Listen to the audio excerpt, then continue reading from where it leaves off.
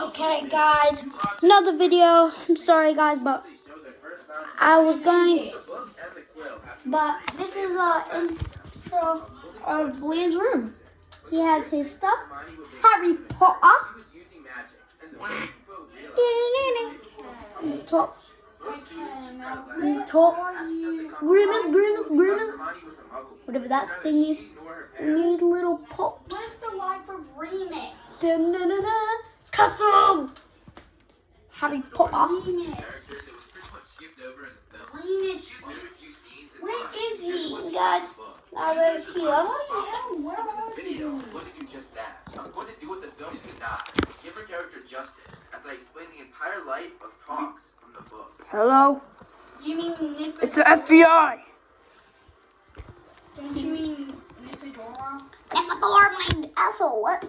Nifidora was born to Edward or Ted and Andromeda Tonks. Her parents stood out very And this is my Bloxfruits thing. Max level. Ooh. sister of Bellatrix Lestrange.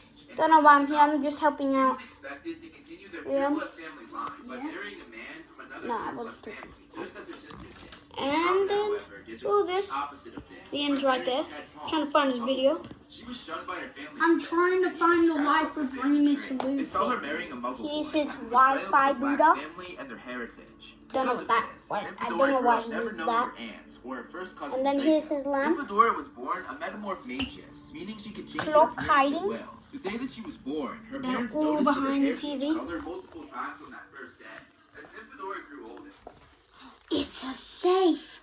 Let's try and put in a password. 1, 4, 2, 3. Oh, poopy. I got it again. Ah! Just skip this. What are these things? Come on. This thing right here is amazing. One of Liam's favorite movies. So spam Despicable Me 4 in the comments. Do that right now. one of the strongest Comment down below. in the Harry Potter series and has a fascinating history. Thomas Some of the most Train fascinating characters Engine. in my opinion, are the Black Sisters. This includes Bellatrix Lestrange, Narcissa Malfoy, Teletubbies. and Andromeda Tonks. In this video, I'm going to explain the Look. origins of Where all three are of these you? sisters, starting from their childhood to their final fate at the end of the series. Let's try this safe. Hey, Jamie, Yeah. could you help me go in the Black search? and Dorella Rosier, both from pureblood Let's try families, code. had strong connections to Voldemort and his army of Death Eaters. Got married and had 3 daughters in the 1950s. Oh, poop. Bellatrix, the oldest, try that. Andromeda, the middle, and Narcissa, the youngest. The 3 grew up with a very wealthy lifestyle, being from the pureblood Jamie? Black family. Yeah. They were all Could you type up the life of Remus Lupin? and grew up prejudiced in favor of purebloods. Being the oldest, Bellatrix was the first to go to Hogwarts and was sorted into Slytherin. Almost as soon as the course. cat hit her head, Andromeda followed suit and was also sorted into Slytherin. And a few years later, Narcissa was too. While at school, Bellatrix quickly became friends with fellow purebloods who aimed to be Death Eaters and Hey, join why is this- Voldemort after they finished school. One of these people was Why does this keep on beeping? Strange. Jamie. After they finished their 7 years at Hogwarts, Could you they type got up? but the Could marriage you type was more up, than Bellatrix fulfilling her could you family's type pureblood up- marriage tradition. And she could showed you no type affection up for him whatsoever. the Never life did of they Remus conversation Lupin? throughout the entire Okay. series, or Wait, burying what him do you in want me to? While Bellatrix Type married up out the of life obligation, of Remus Narcissa and Lupin. Andromeda actually married out of affection. So Narcissa the married a life man of- named Lucius Malfoy, who she also met at Hogwarts. He was from another pureblood family just as wealthy as the Black family. Bellatrix How do you and spell Narcissa went down a Remus? very different path I from don't their know. sister. They both supported Voldemort. Bellatrix became a Death Eater, and while Narcissa never officially joined his ranks, Are you her trying husband to type Lucius it? introduced her to the lifestyle of Death Eaters, and she supported her Hey, husband, sister, what's and V? Voldemort There's in no the V. crimes that they committed. Andromeda, on the other hand, married a Muggle-born named Ted Tonks, breaking her There family's is. pureblood It's marriage just- tradition, and refused to have any part in Voldemort and his army of followers. Because of this, she was disowned by her sisters and the rest of her family. We, life Narcissa and of I, Remus have never set Lupin. eyes on our sister since she married the Muggle. They Is marked this- her face does out on the it Black say family tree, Lupin? just like they did Life of- Sirius Blacks. Oh, wait, let me Andromeda's do the sisters are O. still here because they made lovely, respectable, pureblood marriages. But Andromeda married a Muggle-born, Ted Tonks. So, both You Narcissa think? and Andromeda had Yes. kids with their husbands. Andromeda had a daughter that she named Nymphadora Tonks in 1973, and Narcissa had a son 7 years later in 1980 named Draco Malfoy. The first cousins, Draco and Nymphadora, never met officially, although they did fight on opposite sides during the Battle of Hogwarts many years later, so it's possible that they saw brief glimpses of each other during the battle, but it's unlikely. As I said before, Bellatrix showed no interest whatsoever in her husband Rodolphus. She instead was fully loyal to Voldemort and showed great affection for him. This can be seen very clearly in the way that she acts. Bellatrix leaned towards Voldemort. Her mere words did not demonstrate her longing for closeness. She was obsessed with trying to please him, and she might have been the closest thing to affection that Voldemort ever felt for someone other than his stake named Nini. Proof of this The is in life the way of that he Harry responds to one of her Potter conflicts. Remus. My lord, What's it is an this honor to stuff? have you here in our family's house. Let There me. can be no me higher. see. I don't know. That means a great deal to Bellatrix. Sorry, guys. We gotta go a little yeah. AFK. Don't. I'm not gonna end the video, but let's just give you a little bit of a reminder of some Despicable Me 4. This stuff good. Look, collector's edition. He's one of the most interesting characters in the series, in my Could opinion. you And please David keep Lewis, who quiet? played in the films, only makes Jamie. it like more. PG. Jamie, could you be quiet and Oh my gosh, what do you want? could you quiet down for me because I gotta watch this and you gotta record, okay? Just don't speak for it. Don't speak for it either. Let's look at his heritage. Remus was born to Lyle Lupin, who was a wizard, and Hope Howell, who was a muggle. Lyle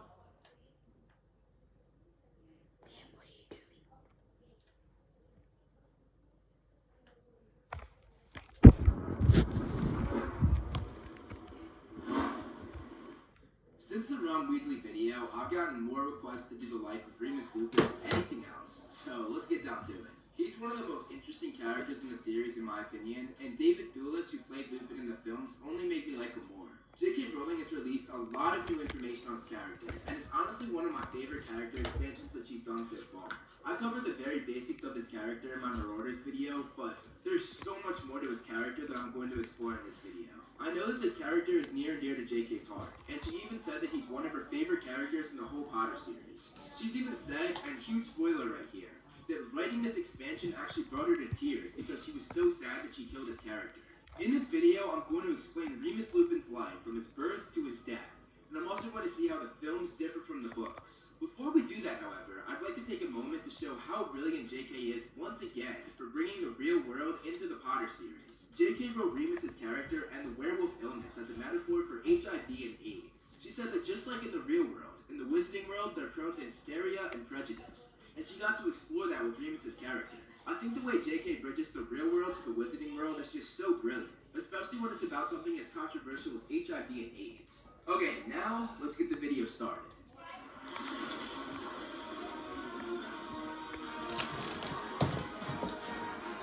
And then do anyway.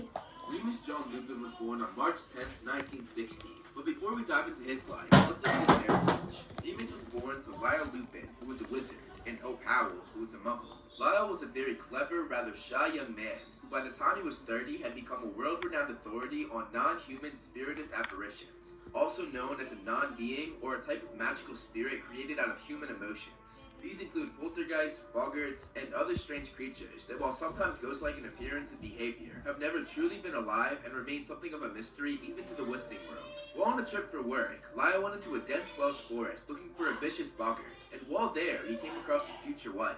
Hope Howell, a beautiful muggle girl, had taken an ill-advised walk through what she believed to be a normal forest. Boggarts and poltergeists may be sensed by muggles, and Hope, a very imaginative and sensitive person, had become convinced that something was watching her from between the dark trees. Eventually, her imagination became so overactive that the boggart assumed the form of a large, evil-looking man, bearing down on her with a snarl and outstretched hands. Hearing Hope scream, Lyle came sprinting through the trees, causing the apparition to shrink into a mushroom with one wave of his wand. Very confused, Hope thought that Lyle had driven her would-be attacker away. Lyle told her it was alright, and said that it was just a boggart, but noticing how very beautiful she was, Lyle made the wise decision to not talk about boggarts anymore, but but instead agreed that the man had been very big and very scary, and that the only sensible thing to do was for him to walk her home to protect her. The young couple fell in love, and not even Lyle's shamefaced admission some months later that Hope had never really been in danger and that he was a wizard changed how much she liked him. To Lyle's delight, Hope accepted his proposal of marriage, and she threw herself into planning the wedding, complete with a boggart-topped cake. 1 year after getting married, they had their first and only child, Remus John Lupin. He was a happy, healthy boy, and he showed early signs of magic, and both parents imagined that he would follow in his father's footsteps, attending Hogwarts School of Witchcraft and Wizardry. By the time Remus was 4 years old, the amount of dark magical activity across the country was increasing steadily. While few yet knew what lay behind the mounting attacks and sightings, Lord Voldemort's first ascent to power was in progress, and Death Eaters recruited all kinds of dark creatures to join them in their quest to overthrow the Ministry of Magic. The Ministry recruited people that knew a lot about dark creatures, even those as minor as boggarts and poltergeists, to help them understand and contain the threat. Lyle was among those asked to join the Department for the Regulation and Control of Magical Creatures, which he did gladly. It was here that Lyle came face to face with a werewolf named Fenrir Greyback, who had been brought in for questioning about the death of 2 Muggle children. The werewolf registry was badly maintained. Werewolves were so shunned by the Wizarding Society that they generally avoided contact with other people. They lived in self-described packs, and did all they could to avoid being registered. Greyback, whom the Ministry did not know to be a werewolf, claimed to be nothing more than a Muggle tramp who was utterly amazed at finding himself in a room full of wizards, and horrified by the talk of the poor dead children. Greyback's filthy clothing and lack of wine were sufficient to persuade two overworked and ignorant members of the questioning committee, and they believed he was telling the truth, but Lyle was not so easily fooled. He recognized certain telltale signs in Greyback's appearance and behavior, and he told the committee that Greyback ought to be kept in detention until the next full moon. That was a mere 24 hours later. Greyback sat in silence while Lyle was laughed at by his fellow committee members, who told him to stick to Welsh boggarts because that was all he was good for. Lyle, generally a mild-mannered man, grew angry. He described werewolves as being soulless and evil and deserving nothing but death. The committee ordered the angry Lyle out of the room. The head of the committee apologized to the Muggle tramp, and Greyback was released. The wizard who escorted Greyback out intended to place a memory charm upon him so he would not remember being in the Ministry. However, before he had the chance to do so, he was overpowered by Greyback and 2 accomplices who had been lurking at the entrance, and the 3 werewolves escaped. Greyback lost no time in sharing with his friends how Lyle Lupin had described their kind. Their revenge on the wizard who thought werewolves deserved nothing but death would be swift and terrible. Shortly before Remus Lupin's 5th birthday, as he slept peacefully in his bed, Fenrir Greyback forced open the boy's window and attacked him. Lyle reached the bedroom in time to save his son's life, driving Greyback out of the house with a number of powerful curses. However, henceforth, Remus would be a fully fledged werewolf. Lyle never forgave himself for the words he had spoken in front of Greyback. Soulless, evil, deserving nothing but death. He had stated the stereotypical view of werewolves in his community, but for Lyle, his son was what he had always been, lovable and clever. But when the full moon came, Remus suffered an excruciating transformation and became a danger to everyone around him. For many years, Lyle kept the truth about the attack, including the identity of the attacker from his son, fearing what Remus's reaction would be. Lyle did all he could to find a cure, but neither potions nor spells could help his son. From this time on, the family's lives were taken over with the need to hide Remus's condition. They uprooted themselves from village to town, leaving the instant rumors of the boy's odd behavior started. Fellow witches and wizards noticed how peaky Remus would become as the full moon approached, not to mention his monthly disappearances. Remus was not allowed to play with other children, his parents fearing that he would let slip his condition. Because of this, even with such loving parents, he was a very lonely boy. While Remus was small, his containment during his transformation was not difficult. A locked room and plenty of silencing spells usually sufficed. However, as he grew, so did his wolfish self, and by the time he was 10 years old, he was capable of pounding down doors and smashing windows. Ever more powerful spells were needed to contain him, and both Hope and Lyle grew thin with worry and fear. When he transformed, it was excruciating for Remus, and because he was away from humans, which naturally is a werewolf, he needed to go after and fight. He instead bit and scratched himself, leaving his human self scarred all over. Lyle and Hope adored their son, but they knew that their community, who were already terrified of the dark activity going on around them, would not want an uncontrolled werewolf near them. The hopes that they had once had for their son seemed in ruins, and Lyle educated Remus at home, certain that he would never be able to set foot in school. Shortly before Remus's 11th birthday, however, Albus Dumbledore, the headmaster of Hogwarts, arrived uninvited on the Lupin's doorstep. Flustered and frightened, Lyle and Hope tried to block his entrance, but somehow, 5 minutes later, Dumbledore was sitting at the fireside eating crumpets and playing a game with Remus. Dumbledore explained to the Lupins that he knew what had happened to their son. Greyback had boasted of what he had done, and Dumbledore had spies among the dark creatures. To the parents' shock, Dumbledore told the Lupins that he saw no reason why Remus should not come to school, and he described the arrangements that he had made to give the boy a safe and secure place for his transformations. Due to the widespread prejudice around werewolves, however, Dumbledore agreed that for Remus's own sake, his condition should not be broadcasted.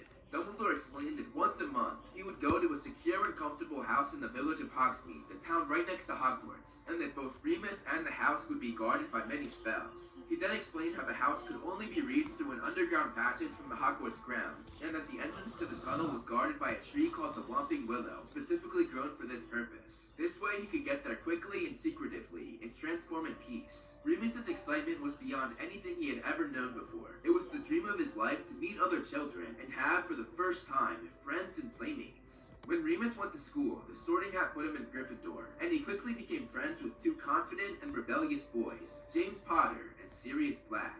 James and Sirius were attracted to Remus's quiet sense of humor, and most of all his kindness, which they valued, even if they did not always possess it themselves. Remus, always the underdog's friend, was kind to a short and rather slow kid named Peter Pettigrew, a fellow Gryffindor who James and Sirius might not have thought worthy of their attention without Remus's persuasion. Soon, these four became inseparable. Remus did just as Dumbledore had planned. Once a month, he was escorted to the tunnel leading to the house, and he went through his transformation there. The villagers of Hogsmeade heard his transformation every month, but they thought the noises they were hearing were violent spirits. Because of this, the house was dubbed the Shrieking Shack, and from then on was said to be haunted, something that Dumbledore encouraged so that people would not get suspicious, and it was also a good way to keep people away from the shack, the villagers being too scared to approach it. Because the boys were inseparable, James, Sirius, and Peter wondered where their friend went every month. Remus made up all sorts of stories and excuses, terrified that his friends would desert him if they knew what he really was. Because now, having friends, Lupin was happier than he had ever been in his life. Eventually, however, the three boys put together that Remus was a werewolf, and Remus was so happy when his friends did not desert him as he thought they would. His three friends went on to make Lupin's transformations not only bearable, but the best times of his life. Because they could not keep him company as humans, they decided to keep him company as animals. James, Sirius, and Peter turned into Animagi. And yes, that's how you pronounce Animagus. Rowling said that it's pronounced with a J instead of a G, but the films got it wrong. By transforming into Animagi, they could turn back and forth between animal and human at will. And because werewolves were only a danger to people, they could be around Lupin while in their animal forms. James turned into a stag, Sirius turned into a black dog, and Peter turned into a rat. During the full moon, they would stay out all night and hang out in the Shrieking Shack. They gave each other nicknames. Remus was Moony, James was Prongs, Sirius was Padfoot, and Peter was Wormtail, and they gave their group the nickname, the Marauders. Lupin discovered that under their influence, he became less dangerous, and while his body was still wolfish, his mind seemed to become less so while in the company of his friends. As time went on, they decided to leave the shack during their nights out, and here there were many near misses of Lupin losing control. But after it happened, their immature selves laughed about it. Because of the knowledge they gained while roaming the grounds, the four made the Marauders map, which showed the entire school grounds in Hogsmeade, and showed where every person there was. So you mean this map shows everyone? Everyone? Everyone. Where they are, what they're doing every minute of every day. Brilliant. The Marauders were sworn enemies of Severus Snape, a Slytherin boy in their year. Just like James, Sirius, and Peter, Snape was very curious to find out where Lupin went every month. And one day, Sirius told Snape about the tunnel to the Shrieking Shack, saying that if he went down there, he would find out the truth. Snape followed the tunnel and was almost mauled by Lupin, but to Remus's absolute relief, Snape was saved by James before Lupin got the chance. Now knowing what Lupin was, Snape was ordered by Dumbledore to keep Remus's secret to himself. Remus functioned as the conscience of their group, but it was an occasionally faulty conscience. He did not approve of James and Sirius's relentless bullying of Severus Snape, but he loved James and Sirius so much, and was so grateful for their acceptance, that he did not always stand up to them as much as he knew he should have. Though he never participated in the bullying, one of his biggest regrets when he was older was never stopping James and Sirius from bullying others. In his 5th year, Lupin was made a prefect, Dumbledore giving him this position, hoping that he could keep his friends in check. Lupin, however, was not appointed head boy in his 7th year, as James took that position after maturing a great deal over the years. During their final years at Hogwarts, Remus also became close to James's girlfriend, Lily Evans. She was very kind to Remus, despite knowing what he was, and he always valued and held their friendship close to his heart. By the time Lupin finished school, Lord Voldemort had almost completed his quest for power, and the only thing that stood between him and his ultimate goal was the small organization called the Order of the Phoenix, a group run by Albus Dumbledore. Lupin joined right after finishing school, and as did his 4 best friends, James, Sirius, Peter, and Lily. During their time in the Order, Remus was very happy for James and Lily when they got married, and Remus attended their wedding. He was even more thrilled for the 2 of them when they had their son, who they named Harry. However, Remus's happiness soon vanished when James and Lily were murdered at the hands of Lord Voldemort himself. This was one of the most traumatic events in Remus's already troubled life, as his friends meant much more to him than the average person, because he had long since accepted the fact that most people would treat him as untouchable, and that there was no possibility of marrying or having children for him. His friends were all he had. Even worse, within 24 hours, he had also lost his 2 other best friends. Remus was in the north of the country on Order of the Phoenix business when he heard the horrible news that Sirius had murdered Peter, and that Sirius was now in Azkaban, a traitor to the Order and to Lily and James, giving up vital information to Voldemort that led to their deaths. There was light in all this tragedy, however, when Lily and James' son Harry survived and caused Voldemort's downfall. But while this was a source of celebration and happiness for the rest of the Wizarding world, Remus had nothing but loneliness and unhappiness to look forward to. All of his friends now gone. James murdered, Lily murdered, Peter murdered, and Sirius in Azkaban. And on top of that, with the Order disbanded, his previous comrades returned to busy lives with their families, a life Remus knew he could never have. Around this time, his mother Hope died as well, and though his father Lyle was always delighted to see his son, Remus refused to endanger his father's peaceful existence by returning to live with him. Remus lived a hand-to-mouth existence, taking jobs that were far below his level of ability, always knowing that he would have to leave them before his pattern of growing sick once a month at the full moon was noticed by his workmates. One development in the Wizarding world gave Remus hope again, however, the discovery of the Wolfsbane potion. While this did not prevent him from turning into a werewolf every month, it restricted his transformation to that of an ordinary and sleepy wolf.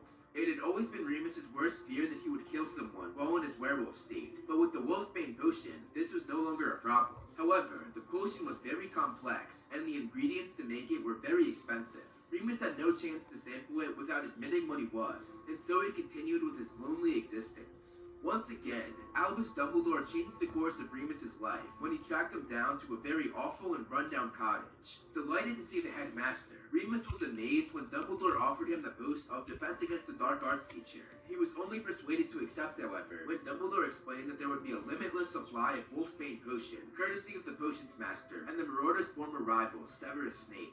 Right before starting his new job, Remus got the news that his old friend Sirius Black had escaped from Azkaban. Remus had his suspicions of how he did it, knowing that he was an animagus, but he did not voice his concerns, especially not to Dumbledore, who had given him so much. His desperate desire to belong and to be liked meant that he was not as brave nor as honest as he ought to have been. Remus, being very poor, took the Hogwarts Express with the students, and he slept in the compartment that Harry, Ron, and Hermione decided to sit in. While on the train, Dementors boarded, looking for Lupin's old friend, and Lupin saved Harry from the Dementors by casting a Patronus charm.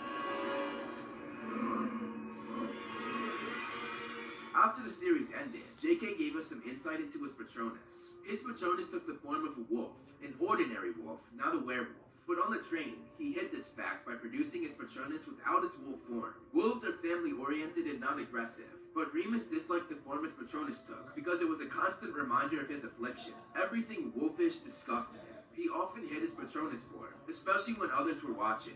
When Harry woke up, Remus saw so much of James in him, which made his heart leap, but also drop at the same time. He gave Harry and the others chocolate to help them after the Dementor attack, something that Madame Pomfrey was very impressed with, saying that she was glad they finally had a Defense Against the Dark Arts teacher who knew his stuff. At Hogwarts, Remus revealed himself to be a gifted teacher, with a rare flair for his own subject and profound understanding of his pupils. Once again, just like with Pettigrew, Remus was drawn to the underdog, and both Neville Longbottom and Harry Potter benefited from his wisdom and kindness. In his first class with the third-year Gryffindors, Remus stood up to Snape when he started bullying Neville, possibly wanting to make up for not standing up to his old friends when they bullied. During that first lesson, he had the class study a Boggart, the same thing that his father Lyle was an expert in, and Remus had heard about since he was a small boy. While at school, many Slytherins sneered at Remus for his shabby clothes and poor appearance, and Malfoy even said loudly that he dressed like their old house elf, though Lupin seemed unbothered by this. Remus was eventually reunited with the map that he and his friends had made. The books and the movies differ a great deal with this part of the story. While in the movies, Harry was out of bed during the night. In the books, this happened during the day. Snape summoned Lupin to his office, and Snape asked him whether the parchment he had caught Harry with was dark magic, and recognizing it, Remus said it was a product from a joke shop. At that exact moment, Ron burst in, coming from Hogsmeade, backing up the claim and saying that he had got it from the joke shop there. After escorting the two boys from Snape's office, Remus told them that he knew what the map was, and was disappointed that they did not turn it in. He scolded Harry, much to their surprise, and he confiscated the map, knowing it would be too dangerous for Harry to go through the secret passageways that he knew Sirius knew like the back of his hand. Remus connected very deeply with Harry, who reminded him so much of his old friend. At the beginning of term, he invited Harry for tea with a two-headed off, their conversation starting with the Grindylow in Lupin's office, and the Grindylow really freaked Harry out. Later on during the school year, Lupin helped Harry learn the Patronus charm because the Dementors affected him so much, and he was shocked at how fast Harry picked it up. Remus of course had to take time off when he transformed, and while he was gone, Snape took over his class. Snape, being petty towards Lupin for their Hogwarts years, decided to teach the classes about werewolves, hoping that someone would pick up on the fact that Lupin was one himself. Hermione was of course the only one who realized this, however, but she liked Lupin so much that she kept it to herself. For his third year's end-of-term exam, Lupin had compiled the most unusual final. It was a sort of obstacle course outside in the sun. First they had to wade across a deep paddling pool containing Grindylows, then cross a series of potholes full of redcaps, then squish their way across a patch of marsh while ignoring misleading directions from a hickey-punk, and finally had to climb into an old trunk and battle a new boggart. He was once again impressed with Harry, and after Harry finished, he told him that he got full marks. Now having the Marauders map, Lupin was shocked to see his old friend, Peter Pettigrew, on the map, and later he saw Sirius Black, both of whom were in the Shrieking Shack with Harry, Ron, and Hermione. When he went there, he found out the truth, that Sirius was innocent and framed, and that Peter never died. He merely turned into his Animagus form, and stayed that way for the past 13 years, being Ron's pet. Finding out that Peter was the one who betrayed Lily and James, he and Sirius went to kill him, but Harry stopped them, saying that they should take him to the castle instead. Things went wrong, however, when Remus had forgotten to take his Wolfsbane potion, and he transformed into a werewolf, allowing for Peter Pettigrew to escape.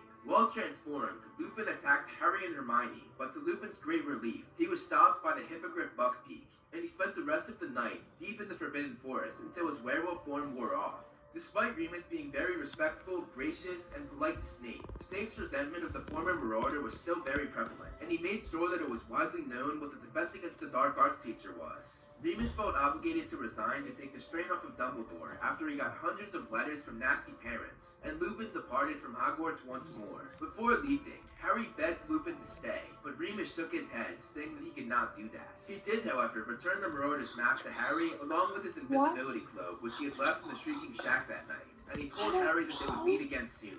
When Voldemort returned, the old resistance that was the Order of the Phoenix regrouped, and Remus was once again a key member. This time, the group included an Auror who had been too young to belong to the Order during its first incarnation. Clever, brave, and funny, Nymphadora Tonks was a protege of Alistair Mad-Eye Moody.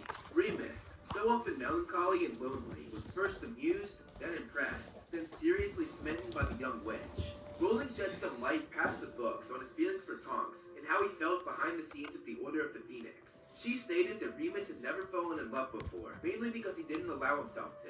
Scared of these feelings for Nymphadora, all he wanted to do was go off to a new place and find a new job, so he did not have to endure the pain of watching Tonks fall in love with a handsome young wizard in the Order office, which was what he expected to happen. However, this was war. The Order needed both of them, and nobody knew what the next day would bring. Remus felt justified in remaining exactly where he was, keeping his feelings to himself, but rejoicing secretly every time somebody paired him with Tonks on some overnight mission. It had never occurred to Remus that Tonks could return his feelings, because he had become so used to considering himself unclean and unworthy.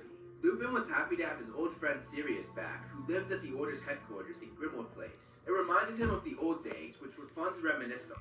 The summer before Harry's 5th year, Lupin was reunited with Harry when he and a group of other Order members, including Tonks, escorted him from Privet Drive to Grimmauld Place. Later on during that school year, Harry reached out to Lupin and Sirius to ask about his father after seeing a memory of him bullying Snape during their school years. And here, Lupin admitted that he should have put a stop to Sirius and James's bullying, but he assured Harry that James was a good person and that he grew out of the days when he was a bully.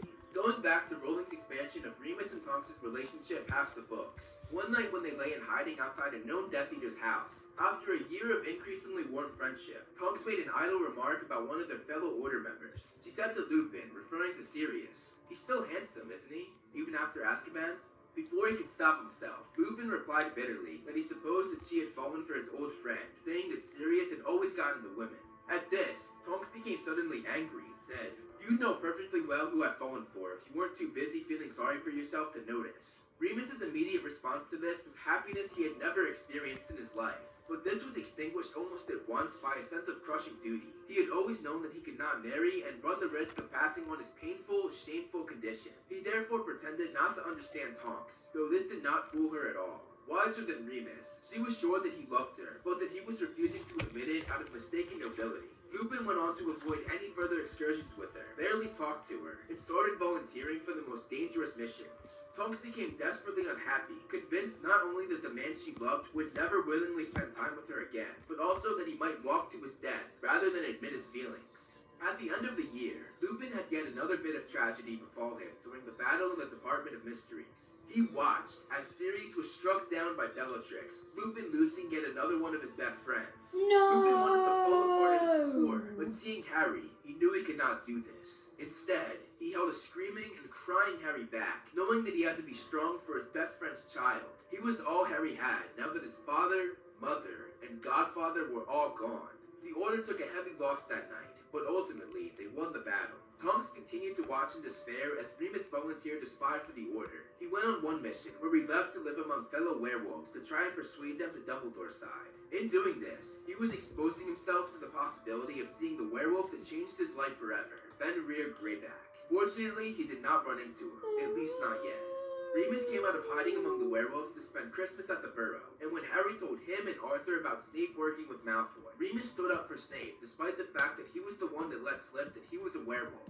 He mostly did this in honor of Dumbledore, however. It comes down to whether or not you trust Dumbledore's judgment. Dumbledore trusts Snape. Snape, Therefore, I During do. his time back, Remus ensured that he did not run into Tonks, still terrified of his feelings for her. Remus later came face to face with both Greyback and Tonks at Hogwarts just a few months later, however, when the Order clashed with Death Eaters within the castle. During the battle, Remus lost yet another person that he loved, Albus Dumbledore. He screamed and lost control hearing this awful news. Dumbledore had been adored by every member of the Order of the Phoenix, but to Remus, he had represented the sort of kindness, tolerance, and understanding that he had received from nobody else in the world outside his parents and his 4 best friends. Dumbledore had been the only person to ever offer him a position within the normal wizarding society, and the only person to make him feel accepted. In the aftermath of the bloody battle, inspired by Fleur Delacour's claim of her enduring love for Bill Weasley even after being mauled by Greyback that night, Tonks made a brave and public announcement of her feelings for Remus, and he was forced to admit the strength of his love for her in front of everyone. Everyone there told him that he was being stupid, and not too long after that, Remus and Tonks got married. It was a quiet wedding in the north of Scotland, with witnesses taken from the local wizarding tavern. Lupin's continued fear that the stigma attached to him would infect his wife as well, wanted no witnesses that knew what he truly was, and this fear continued even after they were married. Remus went from extremely happy that he was married to the woman of his dreams, to scared of what he might have brought upon her, and later to his horror, their unborn child.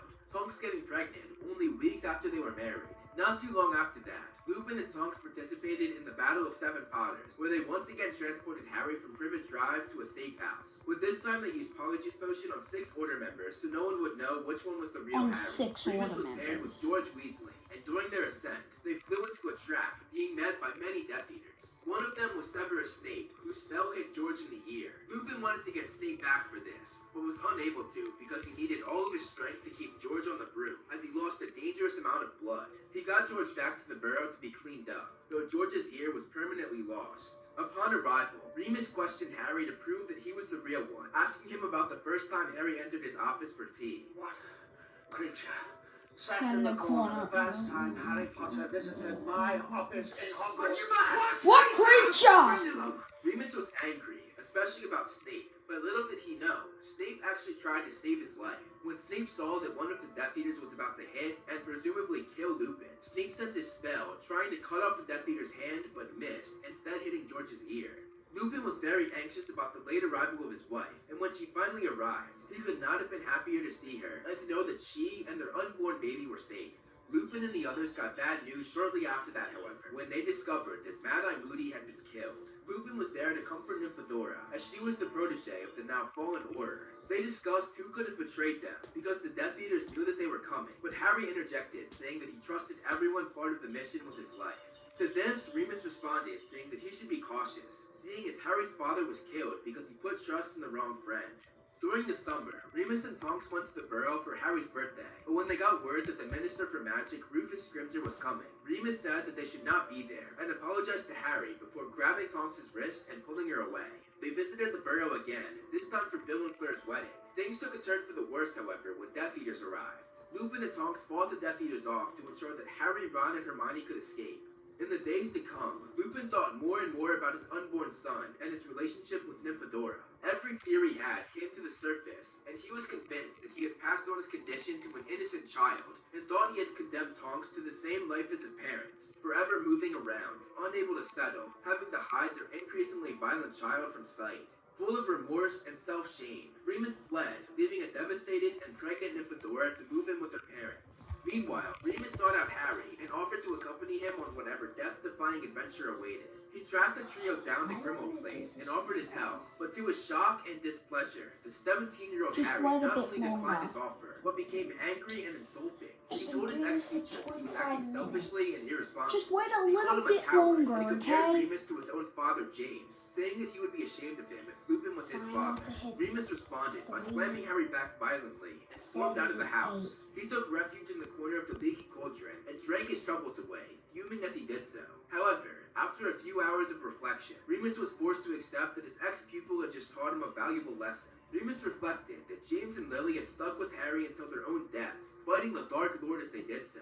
And his own parents, Lyle and Hope, had sacrificed their peace and security to keep their family together. Bitterly ashamed, Remus left the inn and returned to his wife, where he begged for her forgiveness. He assured her that no matter what, he would never leave her again. For the rest of Tonks' pregnancy, Remus avoided any missions for the Order and made it his first priority to protect his wife and his unborn child. Lupin later appeared on the radio broadcast called Potter Watch under the codename Romulus and said that he knew Harry was alive, and said directly to Harry if he was listening that they were all with him in spirit, and said to follow his instincts, which are good and nearly always right. Not long after that, Tonks gave birth to her and Remus's son, Edward Remus Lupin, or Teddy for short.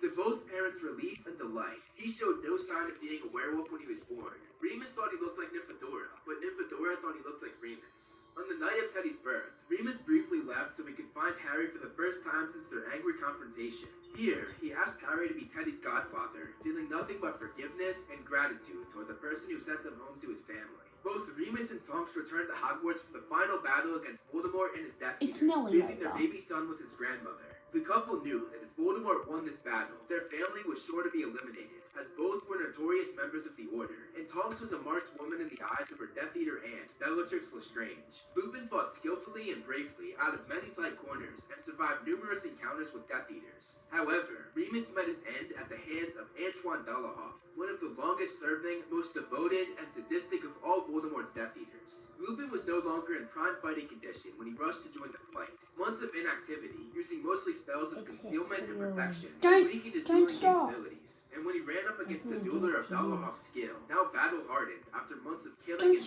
maiming, Remus's reactions were too slow. The love of Remus's life also met her end that night, orphaning their baby boy.